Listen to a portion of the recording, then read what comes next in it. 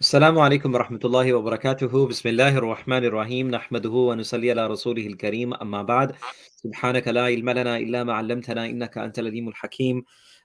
Brothers and elders, mothers and sisters in Islam, welcome to our weekly program, Got Questions with Children of Adam.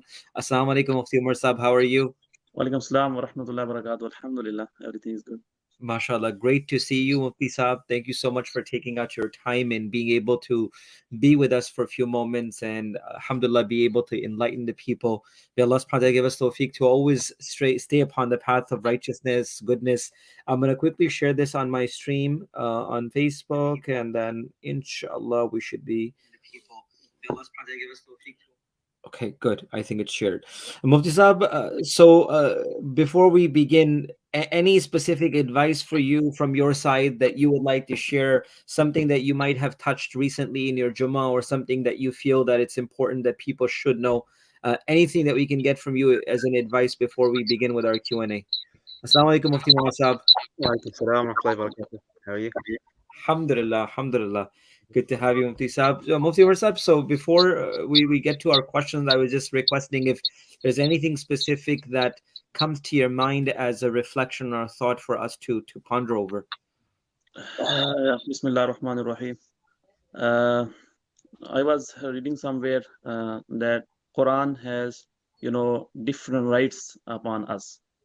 For example, first right of Quran is to, have the strong belief in the Quran, and second one to learn how to recite the Quran, and the third one to learn the meaning and the purpose of Quran, and then act upon the Quran. So because the Quran is the base of our deen, of our religion, so we should give time to Quran, to recite Quran, to understand and to act upon it. If we can to teach, and if at least we can teach, if we know and if we can recite, then we can teach at least our kids and our family members. So we should give time. Jazakumullah khairan, Mufti. That's really, really important, really, really great that you just mentioned this. Mufti Muhammad, we'll get to directly to the first question. I think we were sharing this, and Jazakallah khairan for your guidance. Mufti, there was a question that I think that the local public could also be very, they could also benefit from this question. I want to go back to this question was with regards to an individual who has a student loan upon them from the time of their education. And this is a common, I guess, like a norm in many homes, that where there are children that have student loans upon themselves. So sometimes they are forced by the parents to go to certain fields. Sometimes it's their own choices that they go to that particular field. And a lot of time they take upon these loans, which they have to pay for many years. For certain individuals, they'll get busy with their work and they'll start paying off, but there will be certain individuals who will get married as well. And when they are married, now the spouses, are of the saying that, you know what, we don't want to take this burden of your student loans. Make sure that your parents pay for that. We're not going to pay for that. You cannot pay from your earnings. So what is some of the guidelines with regards to student loans, whose responsibility it is? And once when someone is married, is it the spouse's responsibility? Does it still remain one's own responsibility? Or is it the parents' responsibility to pay for that? And what are some of the options that we have, Mufti Saab? Bismillah ar-Rahman ar-Rahim. When it comes to education, it's the father's responsibility to provide an Islamic upbringing and an Islamic education. As for a secular education or a education that's not necessarily Islamic related, then whatever is necessary in him is the essentials. Anything else which requires him to go out of his way to take a loan would not be necessary on him. In the event that the child or the student decides to go further and pursue higher education, then he should obviously try to make it such that he is able to financially provide for himself, or he is able to financially take over that risk. If he's taking up a course which requires large amounts of money, and now he's forced to take a loan, then Islamically it is not permissible for him to take an interest bearing loan. The loan must be interest free. If he is able to do that, then sure, let him take up the responsibility with the take up the studies with the responsibility of paying back the loan. But if the loan consists of interest, then it would not be permissible in any case. Rather, let him choose a profession or an education which could be done for a lower price, even if that means that in the future he may not have the best job or his dream job.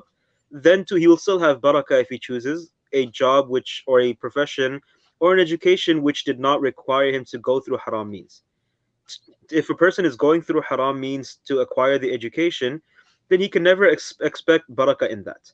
He's starting off on a wrong note. Allah subhanahu wa ta'ala in most cases will not place barakah in that unless he makes tawbah and istighfar. Then if Allah wants, he can give him he can give him sorry, my apologies. No Allah problem.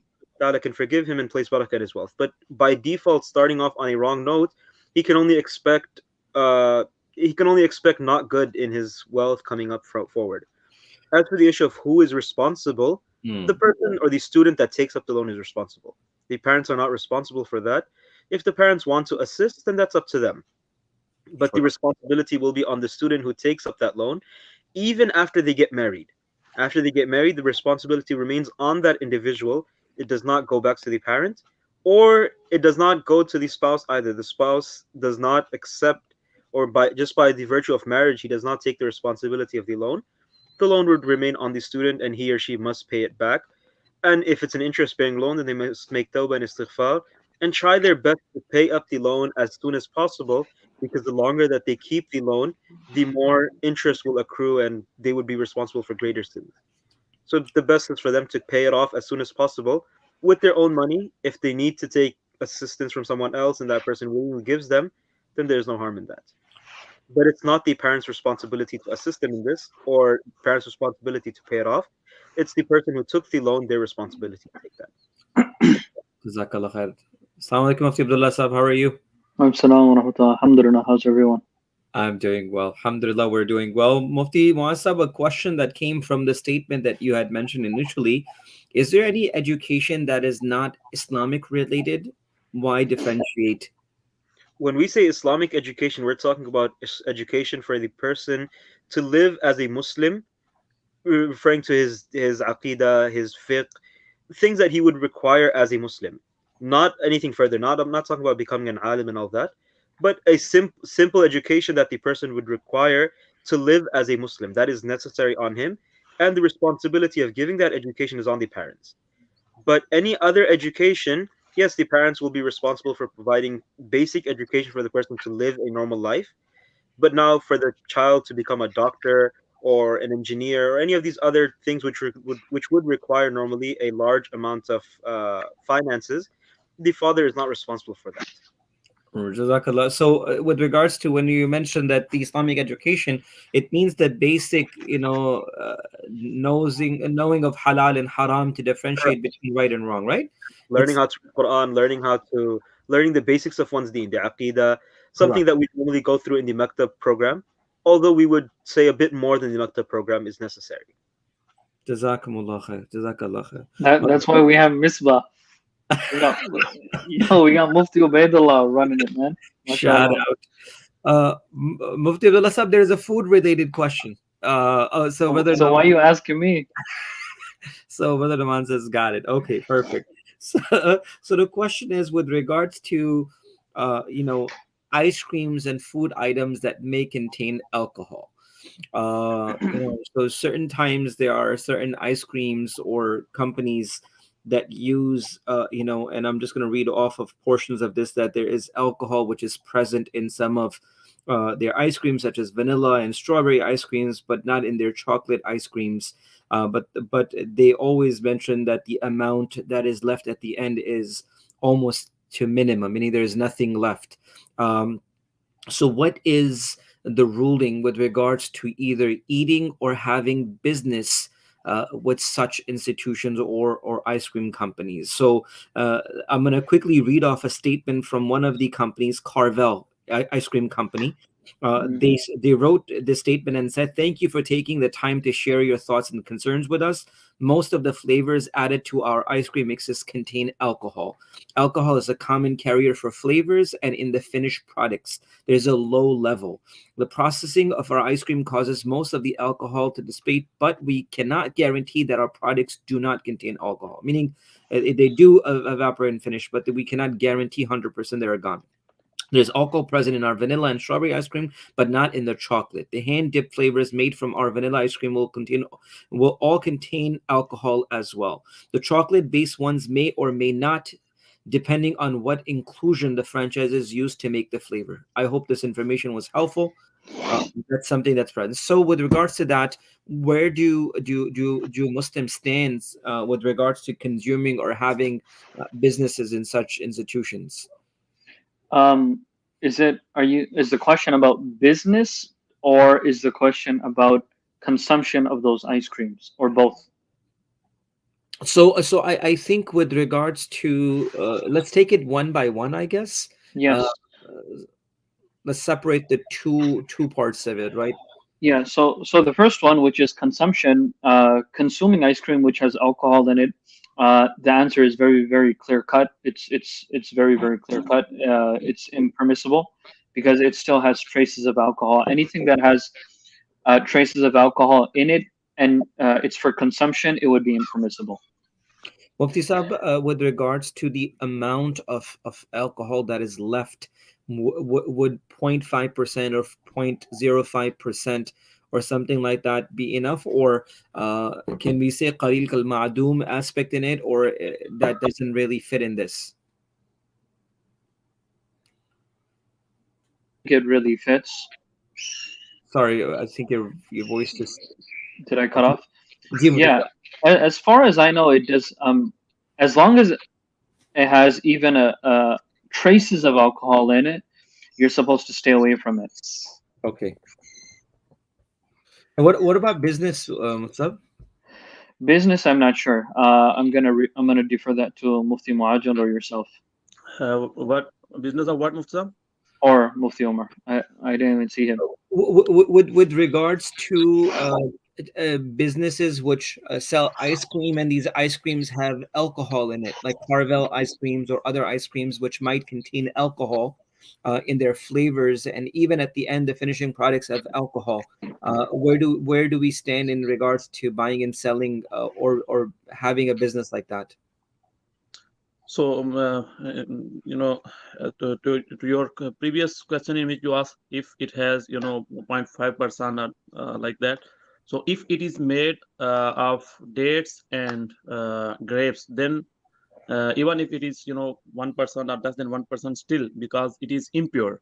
So, it will not be halal to eat, and the same time, it will not be halal to buy and sell such products, such item. Jazakallah khair. And Muftabi, what if it's not that? Meaning, what if it's synthetic in other ways? So if it is made of something else, then according to Hanafi school of thought, as long as it is not, what is how to say, monastery. Intoxication. Yes, Intoxicated. as long as it does not have the intoxication, so it will be allowed to sell, but it is not easy to capture if it is made of something else or not. So as Mufti Abdullah have said, it is better to stay away from such products and items. Yeah, it's very difficult to actually find out the source of the alcohol unless someone goes through the hassle of emailing them, and a lot of times they won't even tell you. They'll say that the details of the ingredients are proprietary and and they can't especially give out the and information. especially when it comes to the food items. So as Mufti Abdullah have said that it is always it is better to stay away from that. Yeah, they don't. The companies don't know the difference, like we know the difference. Like if it's dates and they probably the people sitting on the desk don't even know what it's made out of. Probably they don't Mm. get that kind of information. It's better if So Mufti Masab also add something. No, I think what Mufti Abdullah said is fine. There's nothing above the food where Mufti Abdullah Saab gives it. yo, chill. The food matwa finishes. Subhanallah. Okay, great. آخری Um, kalam. بالكل. آخری kalam.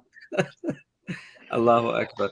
Okay, so the question here is with regards to Salam Shuyukh, I find it interesting that the Islamic calendar starts from after Hijrah. Who led the creation of the Islamic calendar? Was it Allah subhanahu wa ta'ala, the Prophet Muhammad sallallahu alaihi wasallam, or the Sahaba? That's a nice question. Bismillah ar-Rahman ar-Rahim. It's the Islamic calendar was started in the time of Umar radiallahu anhu. During the time of Umar radiallahu anhu, a lot of the political and a lot of the management issues were settled or were coined and stipulated. So when it came to in the time of Umar radiallahu anhu, when they decided now to start calculating things and actually manage different aspects of the caliphate and the government itself, said now they had a mashwara, they decided amongst themselves, they consulted one another, how should we calculate the time of Nabi Sallallahu Alaihi Wasallam and the times after that, our years, how should we go about with that? So many Sahaba radiallahu anhum gave different opinions. Ultimately, they decided on choosing the hijrah of Nabi Sallallahu Alaihi Wasallam that year which he migrated in, as that marked as something which was very important for the Muslims. The migration from Mecca to Al-Mukarramah to Medina Munawwara was a highlight and a key point in the Islamic history. So they decided we would start from that and base it from that. So it's not from Allah subhanahu wa ta'ala or from Nabi sallallahu alaihi wasallam, but it's from the Sahaba radiallahu anhum. Umar radiallahu anhu passed that law or passed that decree, and all the Sahaba radiallahu anhum present accepted it. So the consensus of all the Sahaba radiallahu anhum that were present was found in that.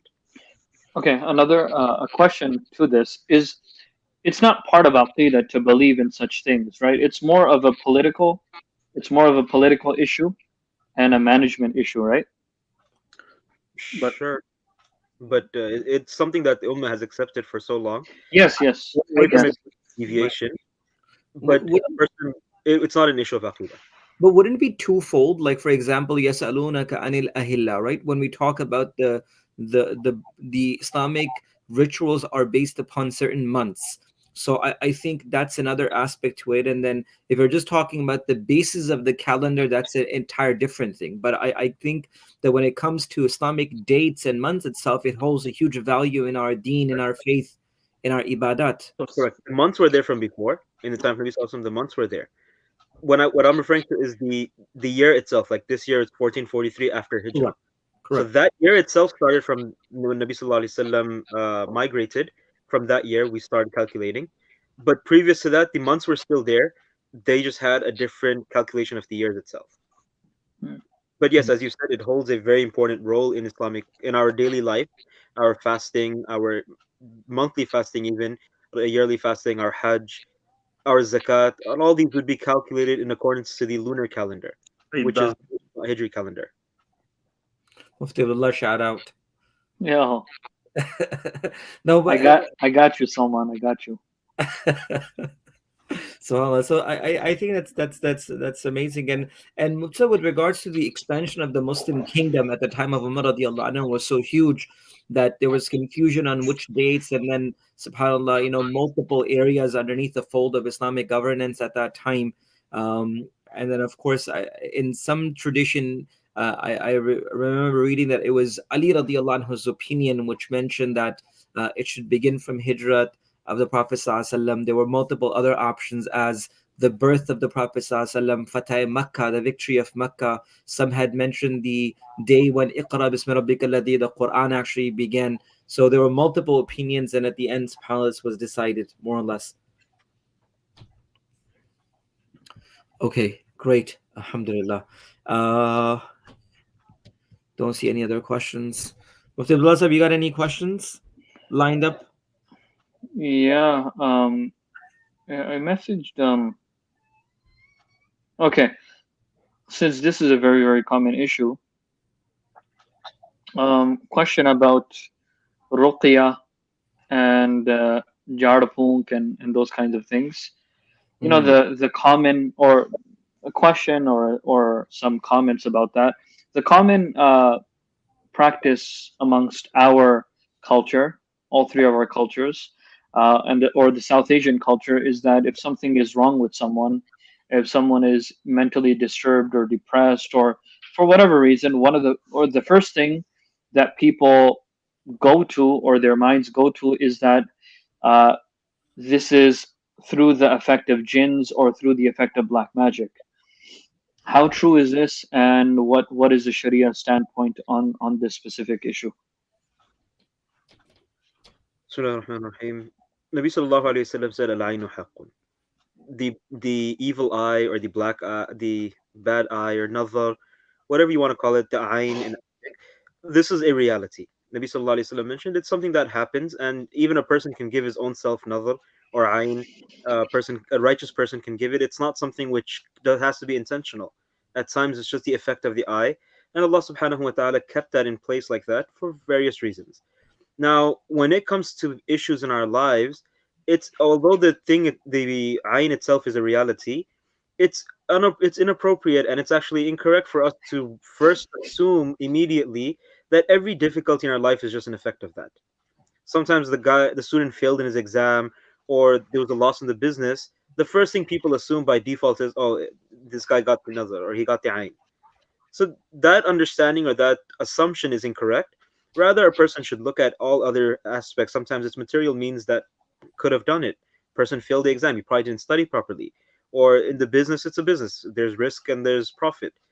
So it's incorrect to immediately assume that the difficulties that we go through is an effect of the evil eye or even the effect of jinns. Rather, a person should consider other angles and see what possibilities are there, what could have gone wrong, and try to make amends in that way. But yes, at times it happens that a person does get affected by jinns or by the evil eye. And Nabi sallallahu alaihi wasallam taught us a preventative measure from before that recite Ayatul Kursi every day, recite the quls, recite the du'as that Nabi sallallahu alaihi wasallam taught us, such as A'udhu bi kalimatillahi tammati min sharri ma khalaq, Bismillahi alladhi la yadurru ma'a ismihi shay'un fil ardi wa la fis sama'i wa huwa as-sami'ul alim. Nabi sallallahu alaihi wasallam taught us these du'as for a purpose, and there is a reason for it. If we act upon it, then Allah subhanahu wa ta'ala will inshallah protect us. But in the event that a person didn't read it or he read it and he still got affected, then he should continue reciting these and try his best to see how that goes with yaqeen Allah subhanahu wa ta'ala that he will remove it. But in the event that it doesn't work out, then a person should refer to a credible, a reliable raqi, someone that does ruqya and that's experienced in this field. When a person does find a raqi, then he should be he should apply his due diligence from before. There are many people out there that are con artists and scammers, and in many cases these guys that claim to be raqis even may have issues of shirk with them or aspects that may be impermissible. So just because someone claims to be a ghostbuster or an amil or a raqi, it does not mean he's reliable. Find out from people that know him whether he is reliable or not. Unfortunately, even the famous guys today that claim to be, or they're well known and reputable, they may not be the best of individuals. There are enough red flags that when you go to them and they'll ask you different things, you'll figure out yourself. Any person that has an understanding will understand immediately that something is wrong. If he's asking you to do fishy things, to burn things, asking you random questions that are irrelevant, then those are red flags. Mm. And the best form of ruqya is through the Quran. So Subhanallah. in most cases, a genuine raqi would recite Quran, or he'll give you verses to recite, and that would assist you in that. And in most cases, it's Ayatul Kursi or verses that have similar things that talk about the greatness of Allah Subhanahu wa Taala, and the way and verses that dispel kufr and things like that. I like the word that you used, Ghostbusters. I like that. That's the best. Yeah. So I'm just gonna make a. Okay, so what are what are some signs of a credible Raqi? How do you know someone's credible or not? Is there a sign? If they charge more, are they more credible, or what's the case? They can charge. That's not impermissible. It's up to them to charge, Mhm. preferably a reasonable price. Yes, I know some of them, mashallah, to teach you one single dua, they'll charge you $400. That Damn, you yeah. know the price, man. So things like that would definitely raise a red flag. But if they're charging an understandable price for their service, it's permissible. We won't say their wealth is haram, but it's permissible for them to charge for that. But at the same time, it must be reasonable. But in many cases, we'll see that some of them will ask you take this and burn it, recite some words that no one knows what it means, call on to random people or random jinns or random names. Um, Sometimes they ask you for your mother's name, your grandmother's name, like that. These things have no relevance to the issue itself. So Mm. they would, or they'll ask you to give you give them your old clothing, uh, like as if they're looking for DNA or something of the jinn. So these issues, as soon as you hear these things, you would be surprised. Also, you would question the person's integrity. Subhanallah. So someone told me very recently that they were looking for Iraqi for one of their relatives. Um, it's the same question, same person. So they said that they called someone or someone gave them the contact of a person. They called him, and he started asking weird questions. And right away, without even seeing the person, without even seeing the person that's affected, and without going into further detail, he said, "Jin ka asara." Like right away, he said, "Jin ka asara, iska ilaj karwao." And then he's like, "You can leave a deposit with me of $100, and then I'll get back to you. I'll do shifa of him. I'll cure him and whatnot." So he's like, "Yeah, we gave him $100 over the phone. We sent him $100, and this guy fell off the face of the earth. He was nowhere to be found. So Hmm. yeah, he bounced with the money." Ya Rab. Inna lillahi wa inna ilayhi raji'un. All right, so we got a few questions lined up. Let's quickly get to them. Brother Shahzad Sadin from Pakistan, our CEO from Islamabad, mashallah, who takes care of our work in Islamabad and Pakistan. Is it allowed to offer nafl after Fajr prayers? Bismillahirrahmanirrahim. It's not permissible to perform nafil after the Fajr Salah. After the Fajr Salah until the time of sunrise, it is not permissible for a person to perform sunnah or nafil salahs. That time should be kept for other forms of ibadat, other forms of dhikr. Rather, as soon as the time of Fajr comes in, the only salah that's permissible besides the fard is the sunnahs before the fard. After that, a person would pray fard, and then after that, remain seated or in other forms of ibadah until the sun rises, and a few minutes after that, then he should pray Salatul Ishraq. But to answer the question, no, it's not permissible. Jazakumullah khair. Brother Kumail yeah, says, Assalamu alaikum, at Mufti Farhan specifically. How can we go about the upbringing of kids here, given the current situation, such as having the LGBT flags in public schools, etc.? How can we make sure our kids aren't affected by it? Does anyone want to go first on this? We'll leave No, that. they asked for you specifically. No, man. Yeah, All right. They said LGBT and they said your name. So I'm like the Ghostbusters and the others. Like, oh my Allah, what is happening with us? All right, Bismillah ar-Rahman ar-Rahim. Brother Kumail, thank you so much for your question. With regards to upbringing of our children, wallahi, this is a huge amanat and responsibility upon all of us. And even before going further, we ask Allah subhanahu wa ta'ala to protect us and protect our progeny, keep them upon iman and Islam. The to summarize it, or to take it from the very basic works, if you take a tree itself and the leaves of the trees are falling, no intelligent person goes and puts water on the leaves, but they put the water in the roots itself. And when the roots of the tree is strong, the entire tree itself remains strong. What we really need to do is to instill the love of deen within the hearts of our children. And once we connect our children towards deen and righteousness, once we get their hearts connected towards goodness, the house of Allah, or with good individuals, yes, they will face all of these challenges. It's hard, and for many individuals to say that I'm going to be close to fire and not get burnt, it's not easy, right? We are risking the life of our own children, of keeping them in that environment. Sometimes we don't have any alternatives, right? There is no other alternatives for many individuals. Maybe you don't have Islamic schools, maybe they're not on that par. Sometimes you're unable to provide your children with homeschooling and other opportunities, and there's nothing except for public schooling for you. So I think in that case, as parents, we have to do double the effort. The amount of effort or effects that they are taking from schools, more than double the amount we have to do for them, for their deen. I question myself and I question you as well, is that how easy is it for your children to spend 8 hours or 9 hours in the school every day, and that same child will cry to be in the masjid for an hour a day, right? Why is it?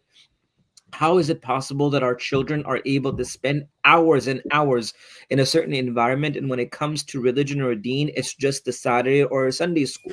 So I think it's very important that to counter the amount of effect that's being present there, we really need to create that environment. And one of the biggest things that we need to do, Brother Kumel, is that as parents, we need to change ourselves. We cannot be parents who say, do as I say, not as I do. Right? Don't be those parents who say, do as I say, not as I do.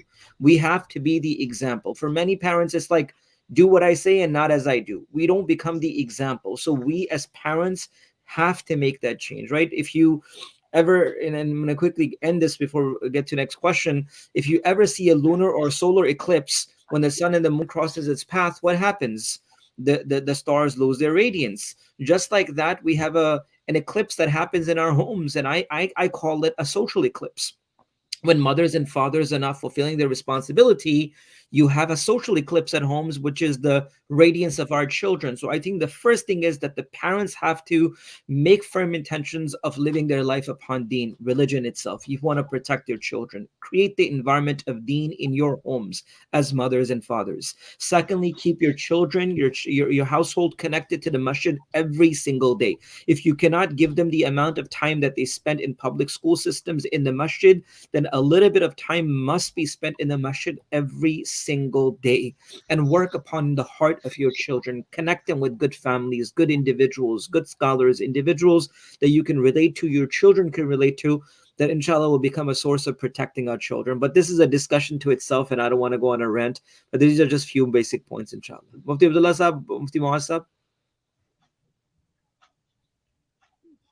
No, I think what you've said is good, mashallah. Assalamu alaikum. Is insurance that is not required okay to have, such as life insurance, equipment insurance, or full coverage insurance of a car? Atikullah Sadiq. Alaikum salam wa rahmatullahi wa barakatuh. Conventional insurance is haram because of the many underlying factors that are found in it which are impermissible. Whether that be car insurance, medical insurance, life insurance, appliance insurance, all these other insurances that people have, all these would be impermissible. Yes, if the government is enforcing you, for example, you're forced to get your car insured, then you would be excused to take out that insurance policy, provided that you only take the minimum amount that's required for you. So, in the case of a car in America, I can't speak for other countries, but in America specifically, you're not legally allowed to drive a car without insurance. And what's required for you is liability or third party liability, the minimum amount. Only thing that you're permitted to take. Anything more than that, you would not be permitted to take. Other forms of insurance, such as life insurance, would definitely be impermissible. Um, Insurance for equipment and all that would also be impermissible. Some scholars, or rather American scholars, have permitted medical insurance for those that cannot afford it, considering the fact that medical insurance, or medical costs rather, is exorbitant and it's something that a person would not be able to afford. So, considering that, because of its practicality, the jurists have permitted, or rather not permitted, we use the word excused, a person to take out medical insurance when there is a need to do so. But at the same time, it's not that we're being permitted. We should still understand that it is something haram. But because we're forced to do something, because we're put in a compromising situation where we have no other choice, we do it. Hence, istighfar should be made as well. Jazakallah. I wanna go. Sorry, go ahead. No, please. I was just gonna ask. Would like Apple Care and other stuff like that count as equipment insurance? Would someone be allowed to have that? Well, Apple Insurance, there's two things here. One is insurance, and then there's something called okay, there's like Warranties, warranty extended insurance, warranties. but then there's also where some insurances provide finances, while others will provide services. If they're providing services only and not finances, then there could be a leeway for that, in a sense that they're there all the time. You're paying a monthly amount. They're waiting there, ready for something to go wrong, and they'll fix your thing. So that there's a leeway for that. But when it comes to places like car insurances where they give you finances, they cover your cost, that wouldn't be permissible. So Apple Care, I'm not exactly sure. Do they give you finances or the money, or do they repair? If it's They repairing, then repair. for that, then there will be a leeway for that. But if they're giving you money back, then that's not fine. No, they repair, or if they can't repair, they replace it. Um, one of the fatwas that I read from a reliable scholar, I believe it was Mufti Ibrahim, from what I remember. Wallahu alam, I don't want to misquote it, but it was reliable from what I remember. Is that if the extended warranties are purchased with the item, then it would be considered as one whole transaction.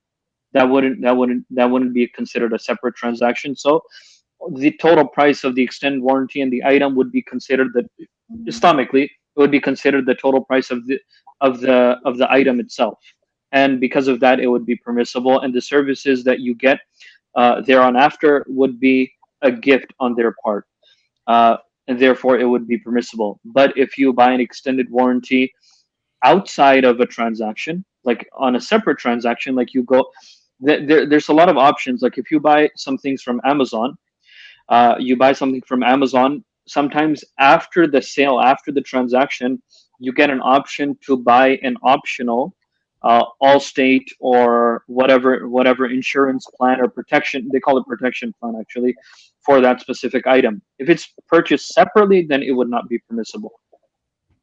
What do you guys say? What you've mentioned, the original thing of it is Mufti Ibrahim Desai Rahmahullah's view, but there is a difference of opinion in that. Hmm. Okay, so Yeah, that I needs to be discussed. came across that too. Yes. If someone wants to follow Mufti Ibrahim Rahimahullah's view, then that's fine for them. They can follow his view if they like. Interesting. Let's take this as the last question, inshallah. Assalamu alaikum. What is the advice for our deen during times of economic inflation? We are not financial advisors. Perhaps refer to a financial advisor to assist you, preferably a Muslim financial advisor who understands the dynamics of Islamic laws and values. Yeah, if it's an Islamic question, you have to specify it a little bit more, then we can probably answer it. But if it's like an economic question, which Don't expect doesn't, us to provide any financial advices. yeah, Mufti Muaz is good at finances, by the way. Inshallah. But for legal purposes, he's gonna say No, I'm no, not. no, no. We're gonna set up an individual consultation with Brother Farhan and Farhan Ahmad and Mufti Muasab, inshallah. We'll make it happen. Inshallah. Jazakumullah khairan, Hazrat. Thank you so much, brothers and sisters, for joining us. May Allah give barakah and blessings in all of your lives. Jazakallah khairan, Mufti Muasab, Mufti Abdullah Sahab, for joining us, and everyone for sending in your questions and participating. Inshallah, we'll see you next week with God questions. Add- Keep us. G? Can I add something to the last question? Yes, yes, please. The only advice we could give, and there's no legal obligation here, is that one thing that increases your wealth and places goodness in your wealth is sadaqah. So whatever investments you do, always have something for sadaqah. You will definitely see the reward of that, definitely see the barakah of that, and Allah subhanahu wa ta'ala will never let your sadaqah go down. You'll be benefited in this world and the next world. And today is Giving Tuesday. You can maybe spend time with Allah. Yo, who's Shout out, mad? shout out, Mufti Sahab. Jazakallah. Amazing. Allahu Akbar. This is called faqahat, my brother. Mufti Abdullah Sahab. बिल्कुल बिल्कुल कुछ कुछ सीखना चाहिए. Kuch seekhna chahiye. Kuch seekhna chahiye. Allahu Akbar. Allah give you barakah, Mufti Sahab. Jazakallah khairan for your ilm and your guidance, inshallah. Inshallah, brothers and sisters, we'll see you next week. Keep us and the entire Romania dua. Assalamu alaikum wa rahmatullahi wa barakatuh.